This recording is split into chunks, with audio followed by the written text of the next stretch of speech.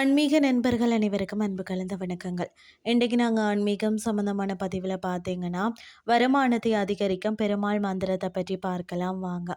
ஒவ்வொருவரும் தங்களுடைய வாழ்க்கையில் வளர்ச்சிகள் உண்டாகணும்னு சொல்லித்தானே ஆசைப்படுவோம். ஒரு நாளில் இருந்ததை விட அடுத்த நாள் சற்று கூடுதலான ஏதாவது ஒரு வகையில் முன்னேற்றம் என்பது உண்டாகணும்னு சொல்லி நினைப்போம்.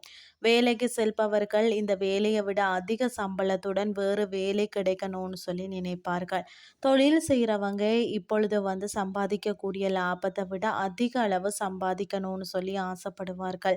கடைசியில் அனைவரின் குறிக்கோளும் பணத்தை அதிக அளவில் சம்பாதிக்கணுன்றது தான். அதாவது நமக்கு வரக்கூடிய வருமானம் அதிகரிப்பதற்கு எடுக்கக்கூடிய முயற்சிகளில் வெற்றிகள் உண்டாகணுன்றதால புரட்டாசியில் புதன்கிழமை பெருமாளை நினைச்சு இந்த ஒரு மந்திரத்தை கூறினாலே போதும். அது என்ன மந்திரம்னு சொல்லி நாம் இப்போ பார்க்கலாம். அதாவது காக்கும் கடவுளாக இருக்கக்கூடியவர் தான் பெருமாள் என்று எல்லாருக்குமே தெரியும். அப்படிப்பட்ட பெருமாளை நாம் அனுதினமும் வழிபாடு செய்யும் பொழுதும் நம்மளுடைய அன்றாட வாழ்க்கையில் நமக்கு எதெல்லாம் வேண்டுமோ அது அனைத்தையும் அவர் அருள்வார் என்றே கூறலாம். அப்படிப்பட்ட பெருமாளுக்குரிய மாதமாகத்தான் இந்த புரட்டாசி மாதம் இருக்கிறது.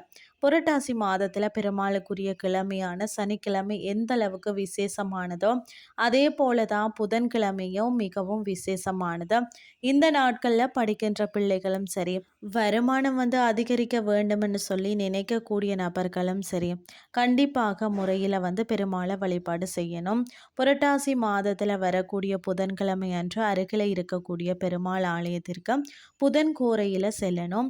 முடிந்த அளவிற்கு காலை 6 மணியிலிருந்து 7 மணிக்குள்ள இருக்கும் அந்த நேரத்தை தேர்வு செய்து கொள்ளுங்கள். ஒருவேளை ஆலயத்திற்கு செல்ல இயலாது, ஆலயம் தொலைவில் இருக்கிறதுன்னு சொன்னால் உங்களுடைய வீட்டிலேயே பெருமாளின் படத்திற்கு முன்பாக இந்த மந்திர வழிபாட்டை நீங்கள் செய்யலாம். ஆலயத்திற்கு செல்பவர்கள் பெருமாளுக்கு துளசி மாலையும் தாமரை பூவையும் வாங்கி நீங்கள் சமர்ப்பணம் செய்யணும். பிறகு பெருமாளுக்கு 2 நெய் தீபங்களை ஏற்றி வச்சு வருமானம் அதிகரிக்கணும்னு சொல்லி வேண்டுதலை முன்வைத்துட்டு முழு மனதோடு அவரை வழிபாடு செய்யணும்.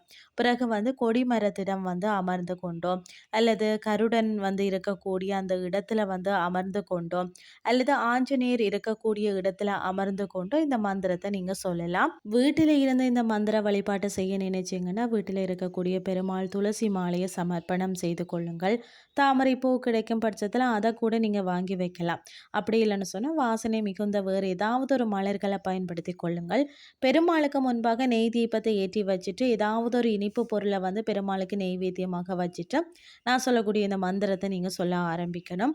இந்த மந்திரத்தை பார்த்தீங்கன்னு சொன்னால் 111 முறை பெருமாளை நீங்கள் மனதார நினைச்சு கொண்டு கூறினீங்கன்னு சொன்னால் உங்களுடைய வருமானம் அதிகரிப்பதற்குரிய வாய்ப்புகள் உண்டாகும். அந்த வாய்ப்புகளை சரியாக பயன்படுத்தி பணவரவை அதிகரித்து கொள்ளலாம். என்ன மந்திரம்னு சொல்லி பார்த்தீங்கன்னு சொன்னால் ஓம் வாசுதேவாய நமோ நம. ஓம் வாசுதேவாய நமோ நம. பெருமாளின் திருநாமங்கள் அனைத்துமே மிகவும் சக்தி வாய்ந்ததாக கருதப்படுகிறது.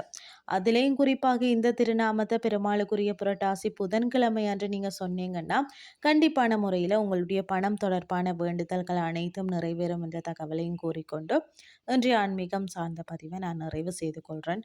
இதே மாதிரி மற்றும் ஒரு ஆன்மீகம் சார்ந்த பதிவோடு உங்களை சந்திக்கிறேன். நன்றி.